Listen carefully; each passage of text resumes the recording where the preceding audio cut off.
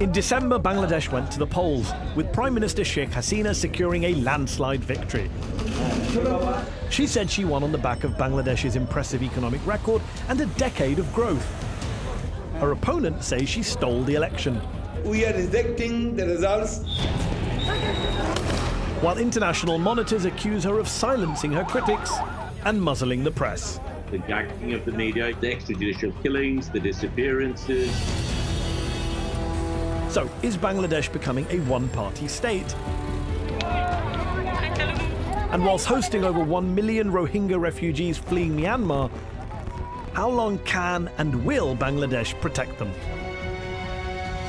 I'm Mehdi Hasan, and I've come here to the Oxford Union to go head-to-head with Gowher Rizvi, the International Affairs Advisor to Bangladeshi Prime Minister Sheikh Hasina and a historian and former academic. I'll challenge him on whether democracy is dying in Bangladesh and whether his country should be doing more to help Rohingya refugees.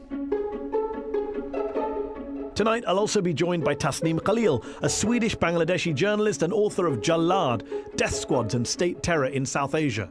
Saida Muna Tasneem, Bangladesh's High Commissioner to the UK and Ireland, and Abbas Faiz, a South Asia analyst at the UK's Essex University who previously worked for Amnesty International for more than 30 years.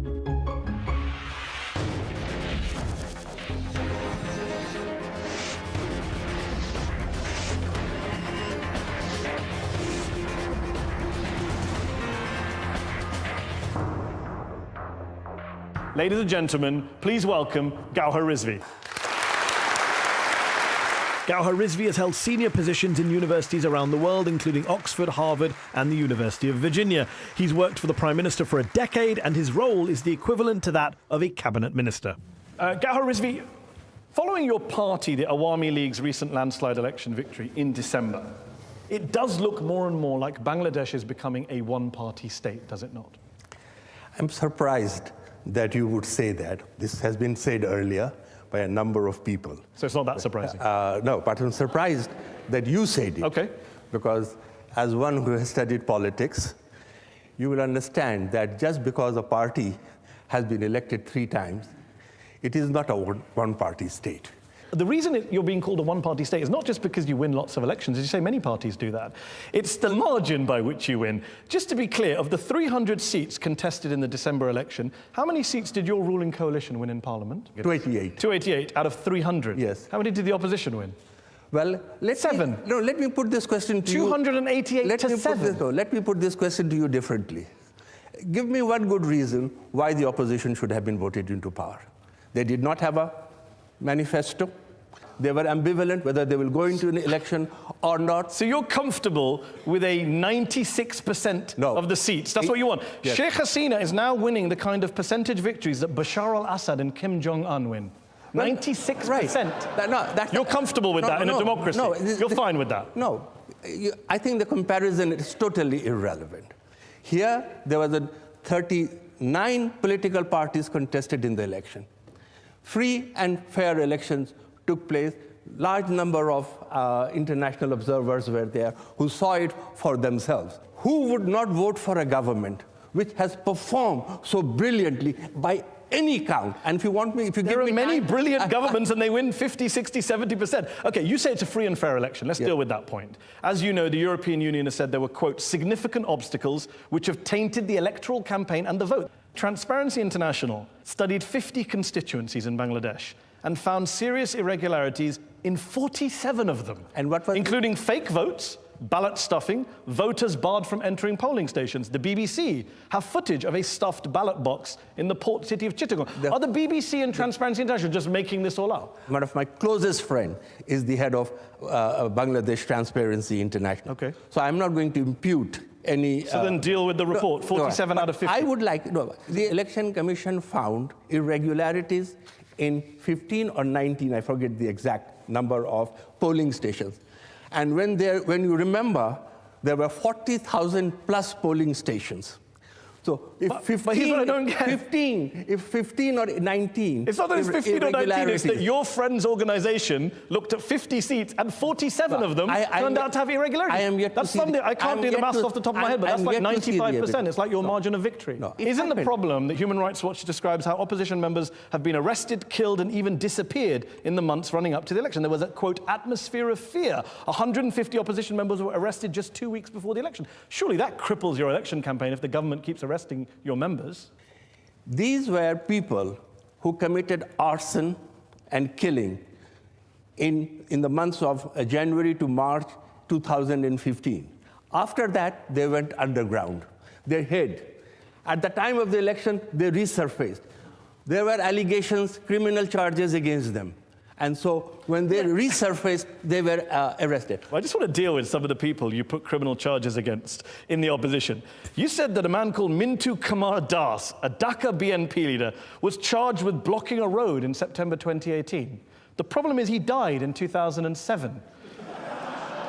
Isn't this embarrassing for your government? Of course it is embarrassing. You're throwing criminal charges at opposition members who are dead. You know, when such charges are made, it is embarrassing. But one knows that in police investigation, in many societies, especially in developing countries, often have these shortcomings. It's not just the opposition that have been on the brunt of your government. The media have had some issues, I think it's fair to say. Let me quote you. You said civilization cannot flourish without freedom of expression. Indeed. Censorship never works, which is a good line, but in practice, there have been numerous examples of media crackdowns. Perhaps the most famous case is out of the photojournalist Shahid al-Alam, who was dragged from his house by police after documenting a student protest in August and then criticizing your government on this channel, actually, on Al Jazeera English. Sheikh Hasina, your prime minister, described Mr. Alam as, quote, mentally sick. Do you think he's mentally sick, or is he just a journalist trying to do his job? Those who are familiar with the media in Bangladesh will know one thing. It is free, it is vigorous. Shahid al-Alam was not arrested for appearing on Al Jazeera and making a comment. He was arrested for spreading disinformation, which was inciting violence. Shahid is my very close friend. Shahid al-Alam told reporters outside court in August that he was beaten so badly by police that his tunic needed washing because of all the blood. He was jailed for 107 days and said he was tortured. Is that how you treat your friends? Listen, I have not said a word about his treatment. All I have said is Shahid is a close friend of mine, and when he was arrested, I took it on myself to make sure that he was given proper medical treatment. His family was able to carry food for him. Okay. And why did he need medical treatment? Well, not because of the beating that you said. You're denying that he was beaten by the police? I did not deny that. Because I cannot deny it because I do not know what happened. Okay. All I am going to say... Is your friend mentally sick? No. Why did the Prime Minister say he's mentally sick? I have no idea about that. I don't know what she had in her mind, but if somebody spreads disinformation, which endangers life, which incites violence... What was that disinformation, just before we move on? That there were several people killed and whose dead bodies were hidden in Awami League office in Dhanmandi. Women were raped. And, no, just wait, don't say no. Hold on. But even if it was false, you think it's worth locking him up? I stand by my court, and I will go to my death saying the same thing, that without freedom of expression, our civilization will collapse. So, on the other hand, the government has responsibility to protect citizens. Agreed. Let's bring in our panel, who are waiting patiently to come in here. I'm joined by Tasneem Khalil, a Swedish-Bangladeshi journalist, author of Jallad, Death Squads and State Terror in South Asia. Tasneem, do you think it's fair to say that Sheikh Hasina is turning Bangladesh into a one-party state, into an authoritarian state, as many journalists are claiming, especially in the West? Yes, Mehdi. Sheikh Hasina has not only turned the country into a one-party state, and she has very successfully done that. She has very capable advisors like Dr. Rizvi, who would come on international television and very eloquently, try to defend her. But the truth remains that Bangladesh is a country where people are picked up from their homes, they're abducted, they're kept in secret detention. There is a program of enforced disappearances. People are extrajudicially executed. people are imprisoned in thousands. We saw during the recent elections. And even anyone who the regime thinks that is a problem, they go after him or her with absolute viciousness. And just on his point about free and fair media, everyone in this hall would agree it's a free, fair, vigorous media. You're a journalist, you no longer live in Bangladesh. What's your view? Well, Bangladesh is a country where journalists are beaten mercilessly by the goons of Bangladesh Chhatra League, the student wing of Bangladesh Awami League. We have video footage. Of course, Dr. Rizvi would say, well, 1 or 2 journalists getting beaten up. That's nothing to care about, maybe. But it's a very, very dark situation. Okay, before I bring back in Gowher Rizvi, I'm going to go to Saeeda Muna Tasneem, who's Bangladesh's High Commissioner to the UK and Ireland. When you hear Tasneem speaking there, it's a litany. But thousands behind bars, extrajudicial killings, enforced disappearances. Must make your job quite hard defending the Bangladeshi government here in the West, here in the UK. But Tasneem doesn't even live in Bangladesh, so he's seeing Bangladesh from outside, just like you're doing. Why doesn't he live in Bangladesh? I have no idea. Okay, we'll come back. What I'm saying is that Bangladesh definitely, in the history of Bangladesh and press freedom, if you look at the 70s, 80s, 90s, and 2000s, even until 2000, there was just one private TV channel. Right now, Sheikh Hasina, between 2009 and 2018, has opened up the media and 32 private TV channels every day, 90 political talk shows. Sheikh Hasina has been criticized left and right. There are newspapers criticizing Sheikh Hasina, and the parliament she's been criticized. So why wouldn't Bangladesh have press freedom? She doesn't need to put anybody's voice down. There are also people being arrested for criticizing her too. A woman, it's just, doing a post on Facebook was arrested about That's a fraction. That's a small fraction. That doesn't mean that Bangladesh doesn't have press freedom. Before I bring in Abbas Faiz, Tasneem, very quickly, why don't you live in Bangladesh anymore? As a journalist, I cannot operate independently in the country. I would be abducted, I would be tortured, like Shahidul Alam, my colleague. And when was that? Which period did he leave the country? Before Sheikh Hasina came into office?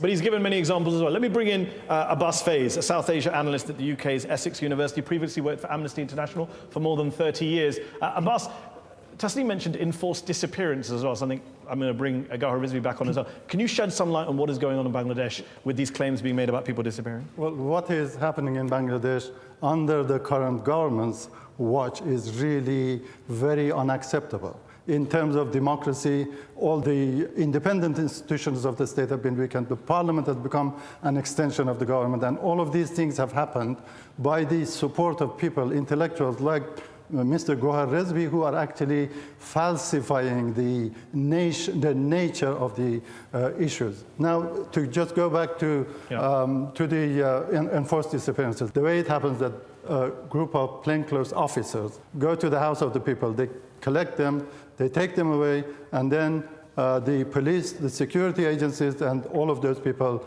they just say that they don't have any knowledge of them. Do you want to respond to Abbas Faiz? I think if you are saying, Abbas, that this is the government policy, I fear you are mistaken. Government does not need to disappear people.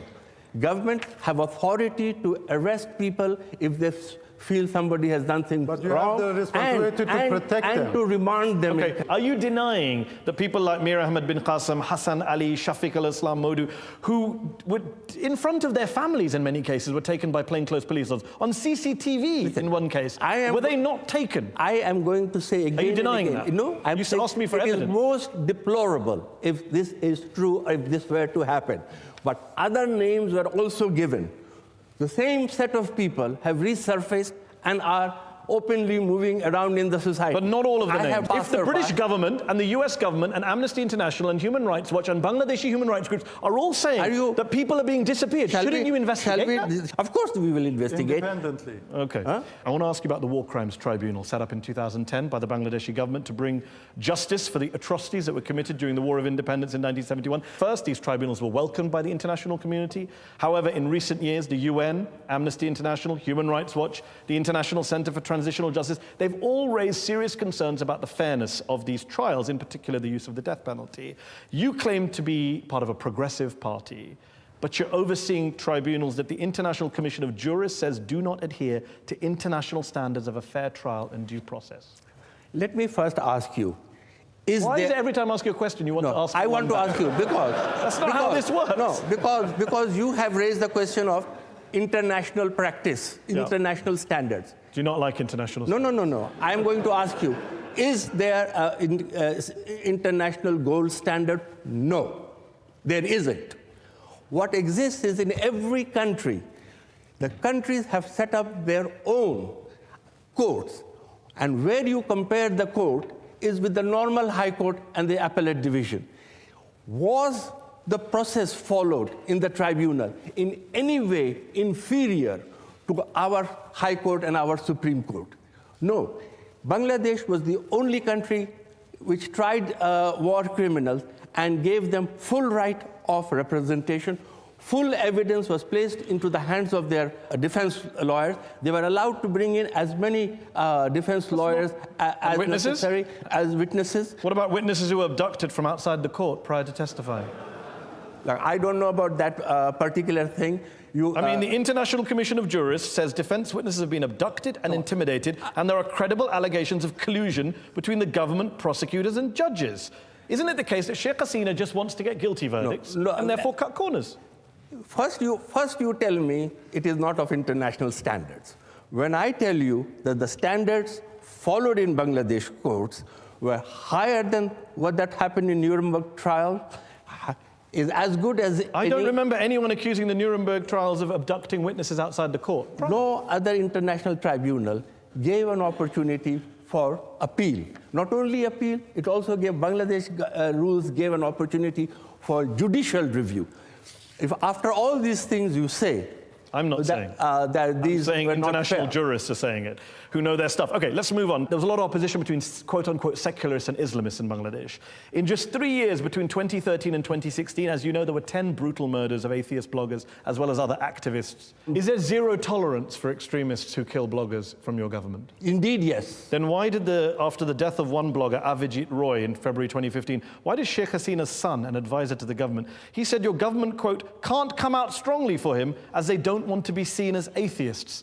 Another minister, Sharia Alam, said that while these attacks are not acceptable, at the same time we expect people to stop criticizing the Prophet. From a supposedly secular government, that's a pretty intolerant, some would say cowardly approach to the murder of your own citizens.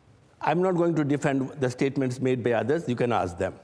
But they're your colleagues. But what I am going You're not here to be solo Gowher Rizvi. You're here representing the government of Bangladesh. What I am going to say to you is government does take very strong action against all crimes, including crimes against bloggers.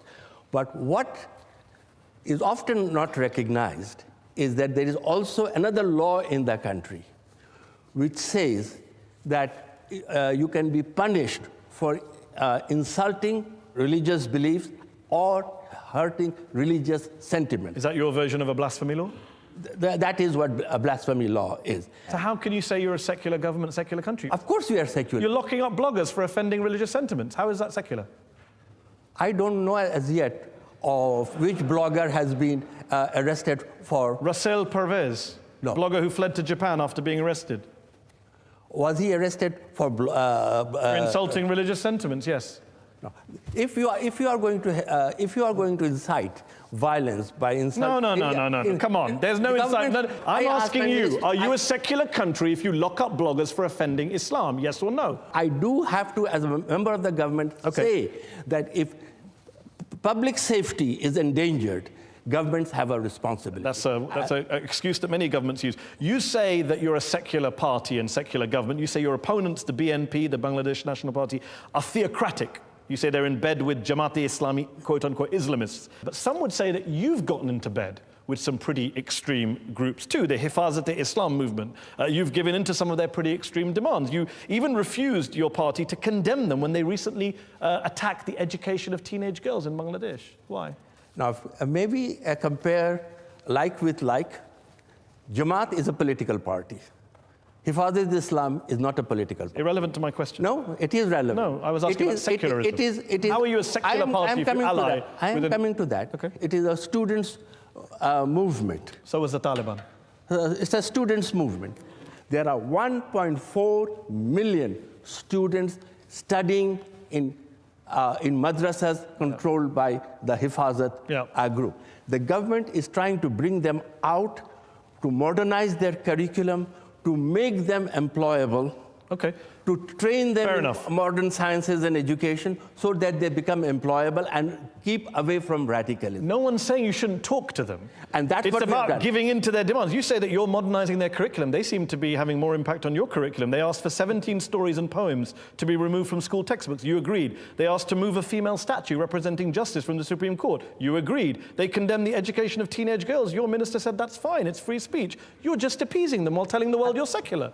Does it not bear to reflect on the fact that there are more women today in secondary and primary schools than there are men? Is that a restriction? So do you condemn this group for saying that? You condemn them for saying that teenage girls shouldn't... Our policy is condemning them. No, that's not true. Your Deputy Minister for Education refused to condemn them. He said whoever's made the comment is his personal opinion. I am condemning you. I am condemning. Good to hear. And I am saying that it is exactly against the government policy. Okay, let's go back to our panel. Tasneem Khalil, do you accept that this is about bringing the madrasas and bringing these groups forward, modernizing, getting jobs?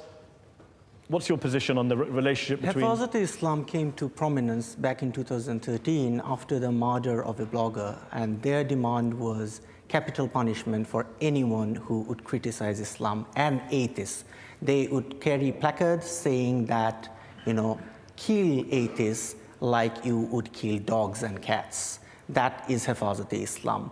And now Sheikh Hasina has been declared as the mother of Qawmi students in Bangladesh who have very questionable ideas. I am not sure how Islamic they are even. Saeeda Muna Tasneem is here, the High Commissioner. What's your response when you hear, for example, it's not just atheist bloggers. There are many minorities in Bangladesh who are upset. The secretary of the Bangladesh Buddhist Federation said that when Hindus, Buddhists and Christians face abuse in Bangladesh, there is no one to turn to for justice. That's quite damning, isn't it, from minorities in your country? It's actually quite baseless. I think Sheikh Hasina's party has been the most secular party that Bangladesh has ever witnessed. It's very clear that her policies, in her previous government, she had 5 cabinet ministers who are Hindus and Christian and Buddhist. And in this cabinet, she has at least 3 cabinet ministers, full cabinet ministers, who are Hindus and Buddhist. After the Ramu incident, if you recall, Sheikh Hasina has rebuilt 19 Buddhist temples. Has Myanmar built 1 temple, 1 masjid for Muslims? If Myanmar is your benchmark for minority treatment, of course not. We're in serious trouble. But it's not just Buddhists, though, is it? It's Buddhist leaders, Hindu leaders, Christian leaders. They're all saying, we feel under fire. I wouldn't agree with that. I wouldn't agree with that. Why does she empower women? She empowers women to marginalize extremist forces. And that is how Bangladesh is doing so well economically. Abbas Faiz is here. What do you make of Gowher Rizvi's argument that the government has tried its best, and the High Commissioner's argument that has improved things in terms of protections for minorities, protections for atheist bloggers? Is that fair? Have there been massive improvements, do you think, in recent years? Protection from the minorities, no, the government hasn't done enough at all. Let Dr. Rizvi tell me how many people have been tried and convicted for setting fire on the homes of the Christians, for attacking Hindu minorities. Good question. Yes, none have been brought to justice. You have raised a very important issue. Minorities have often been victims of persecutions. But to say that under this government there has been persecution of minorities, please, I urge you to go back to your sources. I urge you to go back to... The most authoritative voice on this is Hindu, Buddhist, Christian Association. They have told me that, exactly. I don't know what they have told you. Okay. They have come to the Prime Minister and they have thanked her. Never in the history of Bangladesh, minorities have enjoyed as much freedom. Just to be clear, what's the number, though? Just what's the number of convictions? That I don't know, but I can tell you one thing. When you are next visiting Dhaka, I will be glad to tell you. All right. On that note, we're going to have to take a break. Do join us on Head to Head for part 2 with Gowher Rizvi, where we're going to be talking about the Rohingya issue, and we're also going to hear from our very patient audience here in the Oxford Union after the break.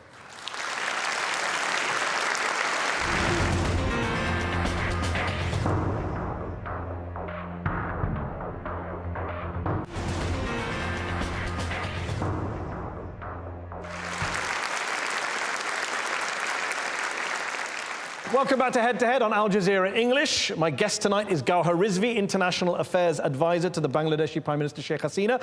In recent years, Gowher Rizvi, one of the biggest challenges Bangladesh has had to face has not come from the inside, but from the outside, from neighbouring Myanmar. More than 1 million Muslim Rohingya refugees have fled into Bangladesh. It's very admirable that your country has taken in so many refugees. But here's what I don't get.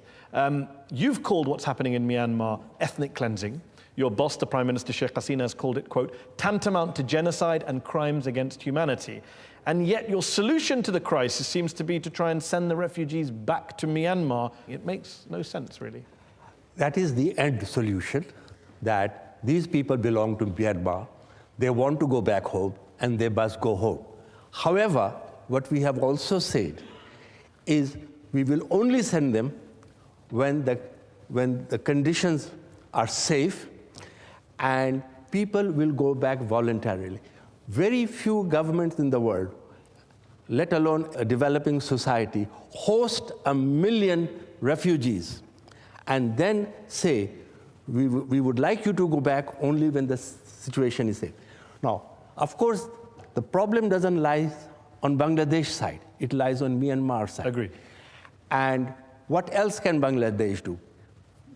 The responsibility lies with the international community, that they must insist on making Myanmar safe for the return Agreed. of the Rohingya. In the meantime, though, you say we won't send them back while it's not safe, which is good to hear.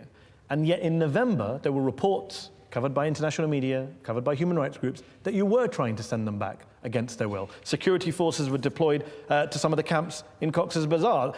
Refugees were told that if they didn't leave, they would stop receiving rations. They would be blocked from working with NGOs. The UN put out a statement saying, do not send them back against their will. That's what you were trying to do in November, though. No.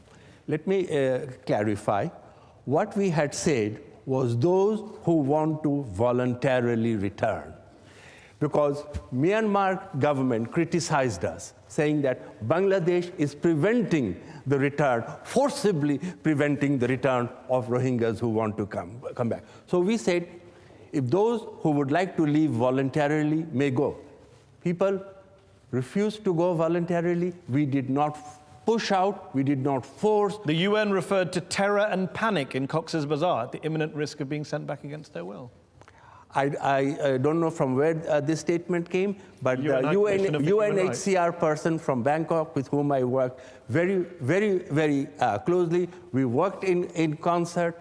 There was never, ever a question of any forcible repatriation. And you stuck, that is the policy of the Bangladeshi government? That is the policy, and this is the policy the Prime Minister has announced again and again, including at the United Nations. There's also a plan right now, I believe, from your government to send thousands of these refugees to a place called Bhasan Char, an island 3 hours from the mainland, which is particularly prone to cyclones and severe flooding. Human rights groups have warned that it could become an island prison. Okay.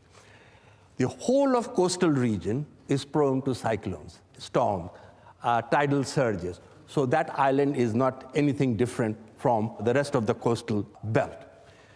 Second thing is, on the one hand, we are under an enormous pressure from humanitarian organizations, that there is congestion in these camps. These camps have become unsafe. Create more space for them so that they can live better. We have developed an island, put protections against surges. We have built cyclone shelters there. But most important of all, we have said to these international organizations, go and see it for yourself, and then these people, if they voluntarily, some of them want to be relocated there, they are welcome to be relocated. So The Guardian got footage of the island and what's being built there in November 2018. They found that families will be housed in rooms which measure 2 meters by 2.5 meters, which have small barred windows. It does kind of sound prison-esque. Well, have you been to the Cox's Bazar camp? No. If you had been to that camp, I can assure you, you wouldn't have quoted that.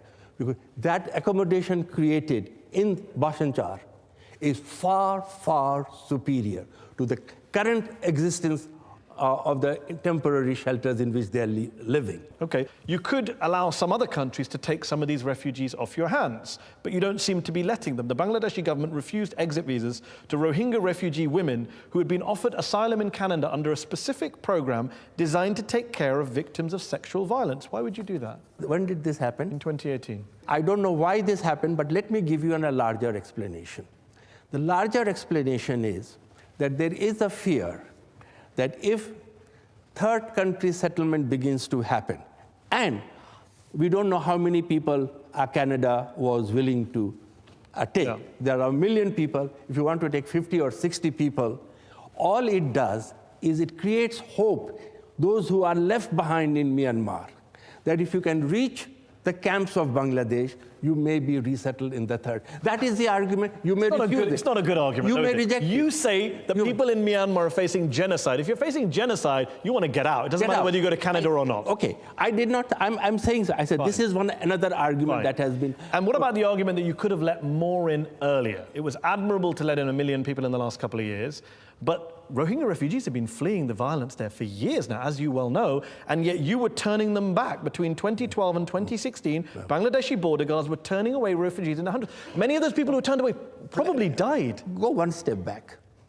We already had 750,000 Rohingya refugees in Bangladesh. They have been there since the mid-1990s. So to say that we turned some back, which country has allowed so many people into their... And I said that's an admirable position. What I'm wondering is, given you've let these people in, given you said they're victims of genocide, in hindsight at least, do you look back, Gowher Rizvi, and say, you know what, I wish we'd let more in earlier. We could have saved more lives. See, what happens is when they came, your border guards, they are trained to prevent people from coming in. That was their reaction. When this came to the high-level decision, I was present in the meeting that day. All the security forces argued that we should hold them back. Our Prime Minister said, no, this is a humanitarian crisis. Open the frontiers, let them in. And I think this is the only unique example, possibly Angela Merkel was another, where 1 billion people nearly were allowed in to the country. Fair enough. Let me ask you this, last question before we go to our panel and then the audience. You've said Myanmar should be referred to the International Criminal Court at some future stage. Do you think Aung San Suu Kyi, who I know you know personally, do you think she should face an international tribunal as well for her role in this genocide, or at least her role in denying and covering it up? Whoever is involved should be faced with the International Court of Justice. There is no doubt, because this was premeditated genocide. So you think there could be a case against Aung San Suu Kyi as well? It would be against the entire government or any member of government that aided and abetted in this process. Would you like to see her on trial? Now, you are asking me to comment on a friend, and I always have a soft spot for friends, and I will hold back. Okay.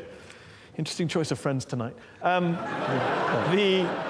Let's go to our panel of experts who are waiting here in the Oxford Union. I'm joined by Abbas Faiz, who's a South Asia analyst at UK's Essex University. He previously worked for Amnesty International for more than 30 years. Abbas, as a human rights activist and specialist, how worried are you about the fate of Rohingya refugees in Bangladesh today? What's your view?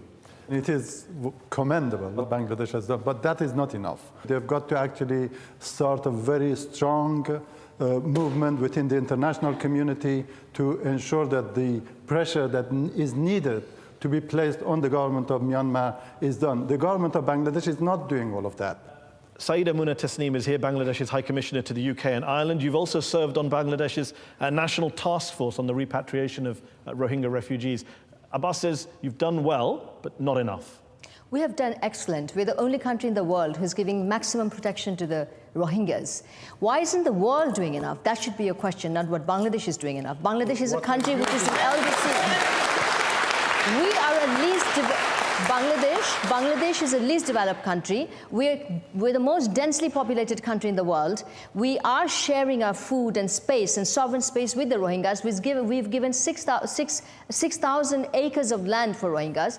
We are protecting 60,000 women who are raped and gave babies, 70,000 babies who are rape babies. We're providing support and shelter to those babies. We're providing health, education, healthcare, prenatal, postnatal to women who are sexually violated in Rakhine State. The question is, why isn't the world doing enough? Would the United Kingdom be ready to take 1.1 million refugees? Would any other countries be ready to do that? It's a good question. I think we know the answer.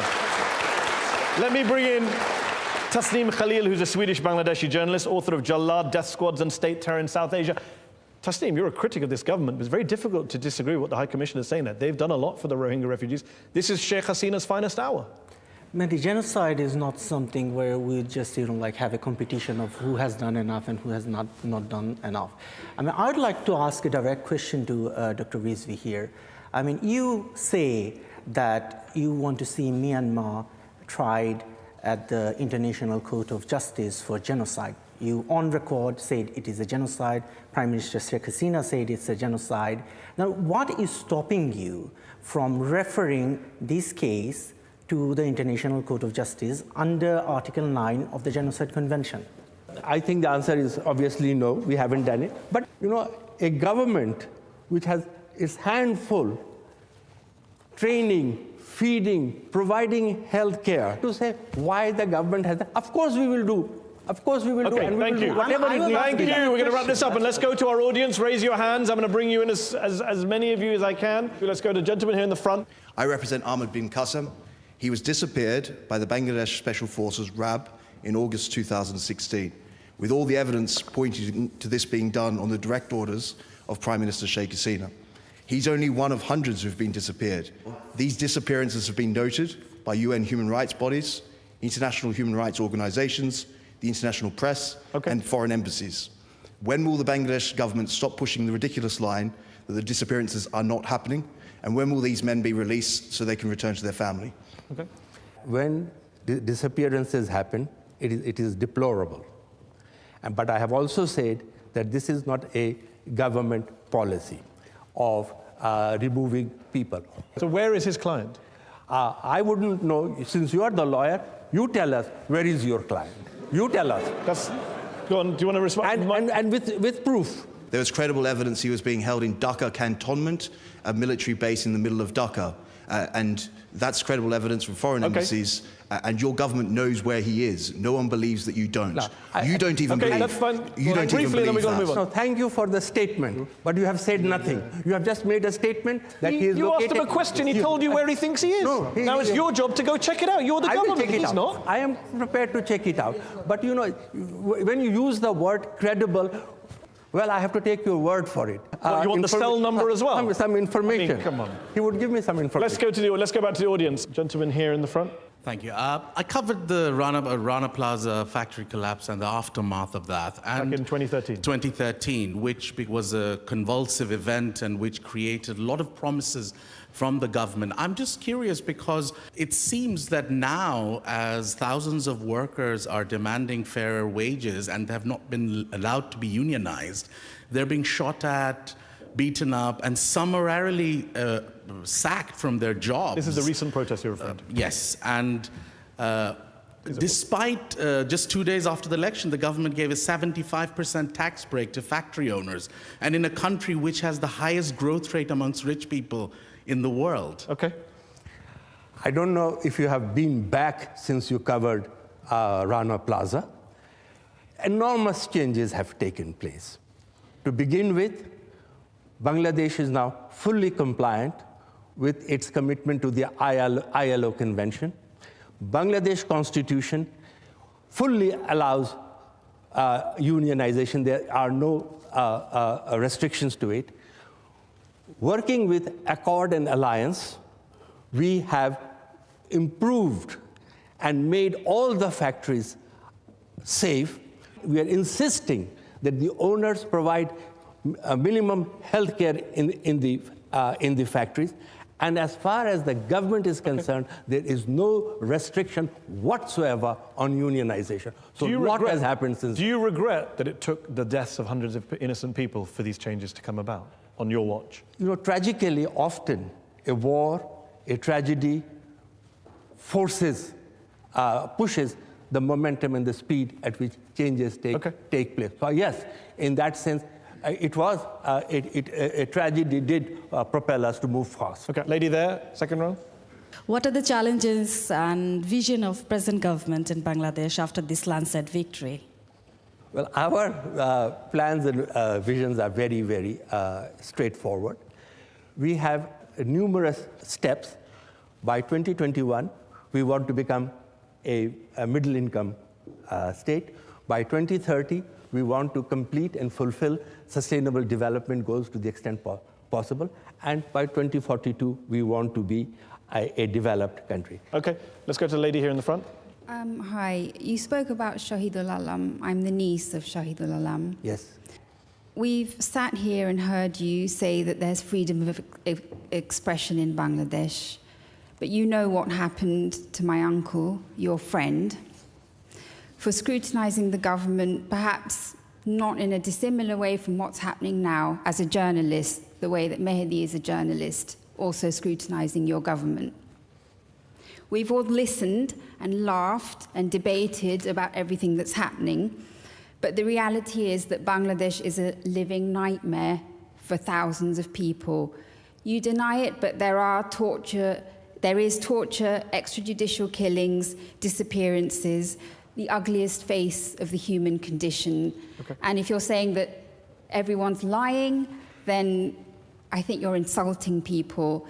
I'm asking you as a human being, how do you feel about this? Are you comfortable with this? I'm not asking as a politician, I'm asking you as a human being. I would like to give you a direct answer. I would really like to give you a direct answer. I understand your pain. And I will also say, with great respect to my friend, Shahid, that, and to compare him with what this journalist is doing, asking questions, is unfair. As I said earlier, he was not arrested, and I don't think one should be arrested for his journalistic work, but for spreading disinformation. Second thing I want to say, you just said that life is living hell in Bangladesh. Do you have any idea how the quality of life for millions of people have improved in the last 10 years?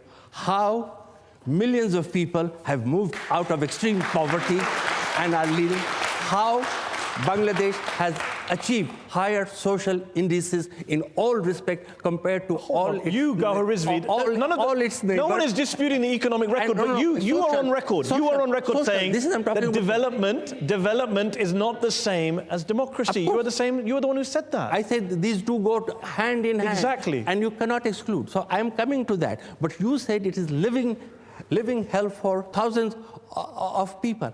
I am telling you, their lives have improved. That is not to say that if there is a breach of human rights, if there is arbitrary arrest of people, that we justify and we applaud. Absolutely not. And that is what I said. The Prime Minister's current agenda, high emphasis is on the question of governance. And when I say governance, it is a shorthand for all the things that all of us aspire to. Full liberty, freedom of expression, a real qualitative improvement in life. Just on her particular question to you personally, as someone who's not a politician your whole life, the majority of your life you haven't been a politician. You're an academic, a scholar, you were teaching people about the world. When you read these reports from academics, from scholars, from human rights activists, all making the same claims about enforced disappearances, crackdowns on the press, torture, it doesn't bother you at all? Of course it bothers. As I said, it is deplorable if where these things are true.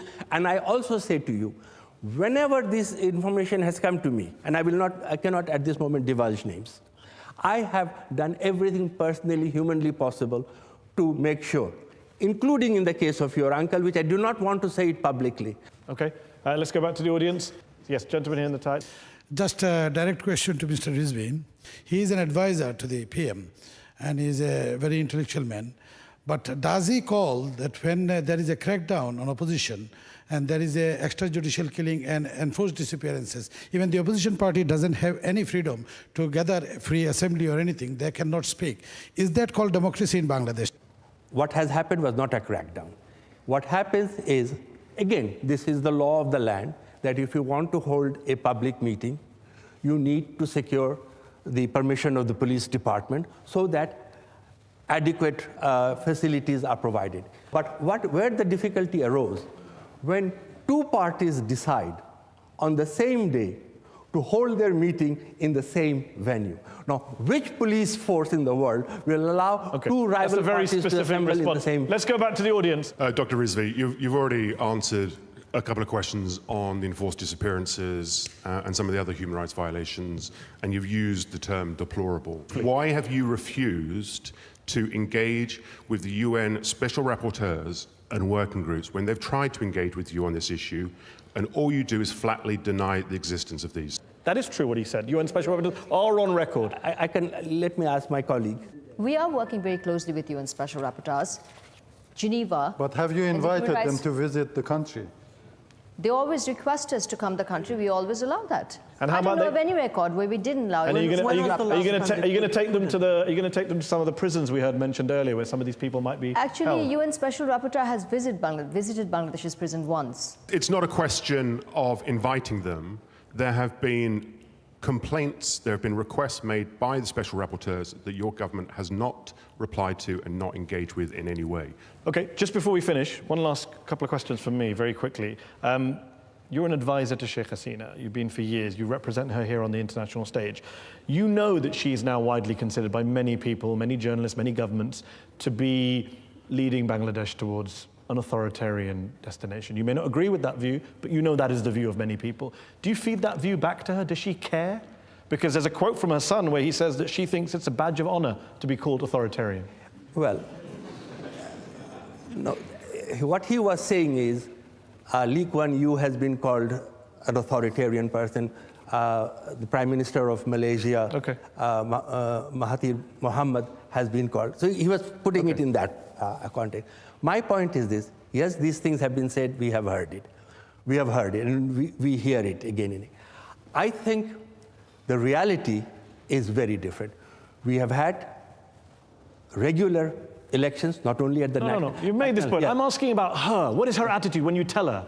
This is what people say to me. You travel around the world, and people raise these complaints. What do you say to her? She reads newspapers. Yeah. She reads, gets her Does it bother her? Daily briefing, and she knows that this is not what she is. And does it bother you? You're an academic, a scholar. People have a lot of time for you. You've taught at Harvard, Oxford. Before you joined this government, do you ever think, you know what, this is hard work going around defending Sheikh Hasina. Time to head back to academia.